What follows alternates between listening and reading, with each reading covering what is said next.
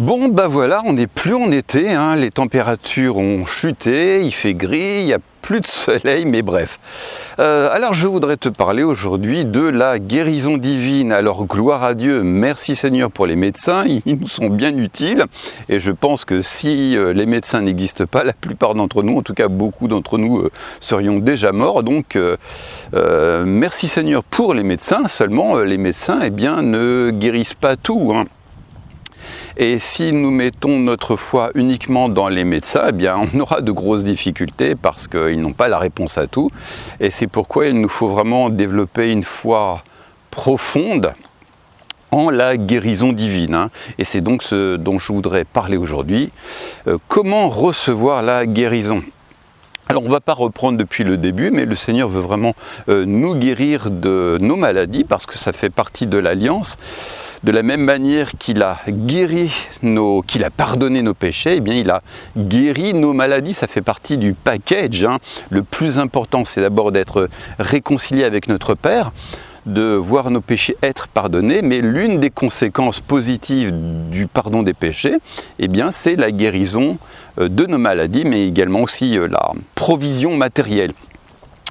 Il faut savoir que la maladie, en fait la racine de la maladie, c'est le péché. Et en surmontant, en ayant la victoire sur le péché, Jésus nous a aussi libérés des conséquences du péché qui est la maladie. Alors je ne dis pas que si nous sommes malades aujourd'hui, c'est parce que nous avons péché, mais je parle du péché dans un sens plus profond, plus puissant. Le péché, c'est pas juste péché occasionnellement, c'est une réalité spirituelle avant tout. Et Dieu a traité la racine spirituelle du péché. Et en l'occurrence, nous sommes dans notre droit de prendre ce qui nous appartient en tant que croyants. S'il a traité le plus important, si la maladie n'a plus de base légale sur laquelle s'appuyer, nous pouvons jouir d'une bonne santé. Donc voilà, seulement il y a un problème, c'est que souvent la maladie ne part pas tout de suite. Hein, on peut prendre autorité contre la maladie, chasser la maladie, mais seulement des fois ça marche pas. Je dis pas que la parole de Dieu ne marche pas, mais chaque situation nécessite d'être abordée d'une manière différente. Et comment traiter la maladie ? Et Jésus nous l'a indiqué. Il a dit notamment en Marc chapitre 11 verset 23, si quelqu'un dit à cette montagne, ôte-toi de là et va te jeter dans la mer. Donc voilà comment nous pouvons traiter nos maladies et nos symptômes, c'est de leur ordonner de partir au nom de Jésus-Christ. Jésus aussi, on sait qu'il a maudit la fièvre de la mère de Pierre. Donc voilà, Jésus a maudit, c'est littéralement adressé à cette fièvre, il lui a commandé de partir et la fièvre l'a quitté. Donc c'est quelque chose que nous pouvons faire face à nos maladies, c'est de prendre autorité contre celles-ci, et celles-ci peuvent nous obéir. Hein, moi-même, ça m'est arrivé, je crois, c'est en 2019, j'ai fait une crise de colique néphrétique. Alors une crise de colique néphrétique, ce sont des calculs qu'il y a dans les reins, et c'est absolument terrible, je crois que c'est la pire des souffrances qu'on puisse avoir. Et donc j'ai fait une crise de colique néphrétique en 2019, et arrivé au bout du sixième jour, la souffrance étant telle que j'en ai eu ras-le-bol, hein, entre la nuit donc, du samedi au dimanche, me semble-t-il. Voilà, j'ai pris autorité, je me suis moi-même imposé les mains, j'ai imposé mes mains à mes reins, j'ai invoqué la puissance du Saint-Esprit sur mes reins, je me suis adressé au calcul, je leur ai ordonné de partir, et voilà, j'ai dû prier pendant 20, 30, 40 minutes, je ne sais plus combien de temps exactement, et plus je priais, et plus les symptômes diminuaient jusqu'au point de cesser complètement. Et le surlendemain, j'ai totalement évacué ce calcul par les voies naturelles, gloire à Dieu, par une prière fervente, j'ai été guéri. Donc c'est une très bonne méthode, des fois on prend juste autorité, pouf, ça part tout de suite, parfois il faut assister et ça part aussi. Seulement parfois on prend autorité, allez viens ici, Memphis, viens ici, allez, voilà. Donc seulement on fait ça et parfois ça marche pas. Moi, combien de fois ai-je pris autorité contre mes symptômes et rien ne s'est passé. Je vois plein de cas aussi dans lesquels il se passe rien. Les gens prennent autorité il ne se passe rien. Quoi faire? Est-ce que ça veut dire que la parole de Dieu ne marche pas? Non, absolument pas. C'est juste que la situation, pour je ne sais quelle raison, nécessite d'être abordée différemment. Donc, comment faire en de telles circonstances? Eh bien, beaucoup de gens se découragent lorsqu'ils ont encore des symptômes. On regarde souvent aux symptômes et on se dit, mais tiens, je ne comprends pas, je suis toujours malade, j'ai toujours des symptômes. Et c'est ça le piège, et c'est là la dimension dans laquelle le Seigneur veut nous introduire, c'est de ne pas regarder aux symptômes. Il faut savoir déjà que spirituellement parlant, nous sommes déjà guéris. Il y a un verset qui dit que par les meurtrissures de Jésus, nous sommes guéris. Si nous sommes, ça veut dire que nous avons été. Jésus a déjà traité la racine de la maladie il y a 2000 ans, en la prenant à la croix. Il y a un rapport entre le pardon des péchés et la guérison de la maladie, comme je l'ai déjà mentionné. Il a traité la base, le péché. En traitant la base, il a aussi traité les conséquences, c'est-à-dire la maladie. Donc c'est quelque chose qui a déjà été accompli il y a 2000 ans à la croix. Mais seulement nous plaçons bien souvent notre foi dans les symptômes, dans ce que nous voyons. Et c'est là le défi, le challenge, c'est vraiment de comprendre que nous sommes déjà guéris, quels que soient les symptômes. Souvent, nous faisons l'équation symptômes égale maladie. Non, nous sommes déjà guéris. Et la seule parole que nous avons besoin, le seul témoin qui nous démontre, qui affirme que nous sommes guéris, c'est la parole de Dieu. Que nous ayons des symptômes ou non, nous sommes déjà guéris. C'est la seule chose que nous avons besoin de savoir, c'est que nous sommes déjà guéris. La base spirituelle a déjà été posée. Si la base spirituelle a déjà été posée, ça nous suffit. Souvent, vous savez d'ailleurs qu'on a des maladies, on check, on palpe notre corps. Tiens, est-ce que j'ai encore cette douleur? Et donc voilà, on veut savoir. Comment veut-on savoir souvent si nous sommes guéris ou non? Si nous avons les symptômes ou pas. Nous disons, tiens, je n'ai plus de symptômes, donc je suis guéri. Ou alors, tiens, j'ai encore les symptômes, donc je ne suis pas guéri. Non, ça ne fonctionne pas comme ça avec Dieu. Nous marchons par la foi et non par la vue. C'est pas de l'autosuggestion, comprenez, c'est pas de l'autosuggestion. Les gens n'ont rien à voir, cela n'a rien à voir avec ça. Il y a des gens qui pensent que on essaie de se mentir à soi-même. Non, on ne se ment pas. On sait, on est conscient d'une réalité bien plus puissante, et cela doit être aussi évident que si le symptôme était parti. Nous sommes juste, la foi permet non pas de faire de l'autosuggestion, de faire de la méthode Coué, de s'auto-convaincre. Non, la foi permet de prendre connaissance d'un fait qui existe, qui est aussi réel et aussi tangible que ce que nous voyons de nos yeux. En fait, nous sommes déjà guéris, quoi. Alors moi, vous savez, j'ai fait ça pendant des années, ça ne marchait pas. Je m'efforçais de ne pas croire en les symptômes, de croire que j'étais guéri sans tenir compte des symptômes, et ça n'a pas marché. Pourquoi ? Parce que j'en étais pas convaincu. J'essayais plus une nouvelle technique, en quelque sorte. Voilà, j'essayais une technique, mais j'étais pas vraiment convaincu. Mais aujourd'hui, pour moi, c'est devenu quelque chose de réel pour moi. Et je pense notamment à l'épisode où Pierre a marché sur l'eau.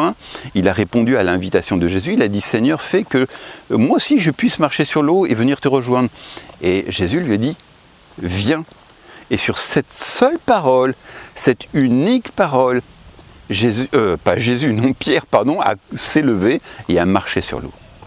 Mais ensuite, il a commencé à regarder aux circonstances, j'oserais dire aux symptômes, et alors il a commencé à couler. Il a cessé d'être au bénéfice du miracle que Jésus avait suscité. Pourtant, bien avant qu'il ne marche sur l'eau, il y avait déjà une tempête, il y avait déjà des vents, il y avait déjà de la pluie. Ils étaient déjà là, mais Pierre ne regardait pas aux signes extérieurs. Il s'appuyait uniquement sur une parole. Et c'est exactement ce que nous sommes appelés à faire, marcher essentiellement sur la parole. Alors il y a un épisode aussi dans l'Ancien Testament qui est une figure prophétique qui annonce le ministère et l'œuvre de Jésus-Christ, c'est le fameux serpent d'airain. À un moment, il y a les Hébreux qui ont péché, ils ont dit du mal notamment de Moïse, de certaines initiatives qu'il avait faites, ils l'ont critiqué, et là, il y avait des serpents. Jusqu'à présent, il y avait toujours des serpents dans le désert, mais Dieu les protégeait des serpents, mais ensuite la protection divine est partie, et les Hébreux ont commencé à être piqués par ces serpents, et des milliers sont morts.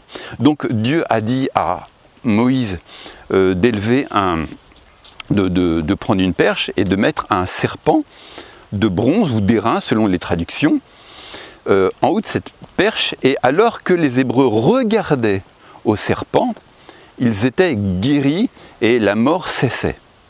Et ce serpent d'airain, en haut d'une perche, eh bien, c'est un symbole prophétique, une figure prophétique du ministère de Jésus. D'ailleurs, il est écrit que de même que Moïse a élevé le serpent dans le désert, il faut que le Fils de l'homme soit élevé. Donc, ce serpent d'airain, c'est Jésus qui s'est fait malédiction, qui a pris le jugement, la condamnation, le péché et la maladie. Et alors que les gens regardaient Jésus, en quelque sorte, eh bien, la mort cessait et ils étaient guéris de leur maladie. Maintenant, il y a quelque chose aussi d'intéressant à comprendre, c'est que Jésus est appelé la parole. Et qu'est-ce que nous devons faire? Nous devons élever la parole au-dessus de tout. Élever la parole, Jésus, au-delà des circonstances. Tout comme Moïse a élevé le serpent d'airain au-dessus des circonstances, au-dessus de la mort, au-dessus de la maladie, au-dessus des Hébreux malades, nous devons nous aussi élever la parole de Dieu qui est Jésus. Et placer la parole de Dieu au-dessus de tout, au-dessus des circonstances, au-dessus des symptômes. Dans nos circonstances, nous devons élever la parole de Dieu, nous devons détourner notre attention de nos symptômes et élever la parole de Dieu au-dessus de tout. Et que dit cette parole ? Que par les meurtrissures de Jésus, je suis guéri, qu'il n'y a plus aucune condamnation pour celui qui est en Christ, que Dieu est amour, que Dieu est grâce, qu'il a pris nos maladies à la croix. Toutes ces paroles qui reflètent la nature de notre Seigneur, son œuvre à la croix, sa fidélité, son amour, sa patience. Nous devons élever toutes ces vérités spirituelles. Ce n'est pas de la méthode Coué, ce n'est pas de l'autosuggestion, c'est la vérité. Amen. Nous devons élever le serpent d'airain, nous devons fixer notre attention sur Jésus, sur son œuvre, la parole, Jésus est aussi la parole, nous devons élever cette parole au-dessus de tout. Et alors il y a des gens, vous savez, quand vous leur expliquez ça, ils vous disent « Ok, je vais essayer ». Non, il ne faut pas essayer, À nouveau, ils tombent dans les techniques, dans les étapes. Souvent, les gens, ils veulent savoir comment je fais pour être guéri. On veut toujours faire quelque chose. Non, il nous faut saisir les réalités spirituelles dans notre esprit. Souvent, d'ailleurs, dès qu'on a des symptômes, on se pose toujours la question, que dois-je faire? On veut toujours faire quelque chose. Alors on court après les témoignages. Dans tel témoignage, on m'a dit de confesser les versets des Écritures. Dans tel témoignage, on m'a dit de rendre grâce par anticipation. Voilà, on cherche toujours des techniques. Que dois-je faire? Et souvent, l'unique chose à faire, c'est juste de nous reposer et précisément de ne rien faire.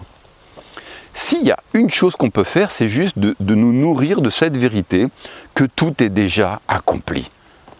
La seule chose, d'ailleurs, il y a un passage, à un moment, il y a les Juifs qui disent à Jésus, que devons-nous faire pour hériter du royaume? Vous voyez, le réflexe, c'est que devons-nous faire? On veut toujours faire quelque chose. Que devons-nous faire? Et Jésus leur dit, ce que vous devez faire, c'est de croire en celui qui l'a envoyé. Juste croyez, on veut toujours faire. Non, croyez. Notre travail, c'est de croire que tout ça est déjà accompli. J'ai beaucoup traduit et doublé cet homme de Dieu là qui s'appelle Mike H. Et Mike H, il avait une grosse tumeur de la taille de la moitié d'un ballon de football sur son torse. Et pendant 7 ans et demi, il a essayé de convaincre Dieu en quelque sorte d'intervenir quelque chose en cherchant à le manipuler, à le forcer. Il prenait autorité contre ses symptômes. Encore et encore et encore, il faisait ceci. Des gens lui disaient, c'est parce qu'il y a du péché non pardonné, des péchés non confessés, c'est parce qu'il y a des péchés dans ta vie, c'est parce que tu dis des gros mots, c'est parce que tu fais cela. Et on lui disait toujours des choses à faire. Lui-même essayait de faire toutes sortes de choses, de manœuvres, d'astuces, de méthodes en 12 étapes. Et au bout de 7 ans et demi, il s'est dit, mais non seulement ma situation ne s'arrange pas, mais elle est même encore pire qu'avant. Jusqu'au jour où il y a une lumière qui s'est faite, il a compris qu'il était déjà guéri.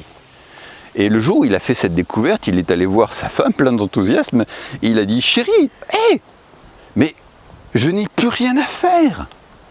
Jusqu'à présent, c'est comme si je cherchais à convaincre Dieu de faire quelque chose, alors qu'il avait déjà tout fait. Tout est accompli. Je suis guéri, ça y est, c'est fait. Et devinez quoi ? Les symptômes ne sont pas partis. Ils étaient toujours là, mais pour lui, il s'en fichait complètement. La seule chose qu'il avait besoin de savoir, c'est que Jésus avait déjà pris sa maladie. Et pour lui, il était vraiment dans le repos, symptôme ou pas, il savait, pour lui c'était une évidence.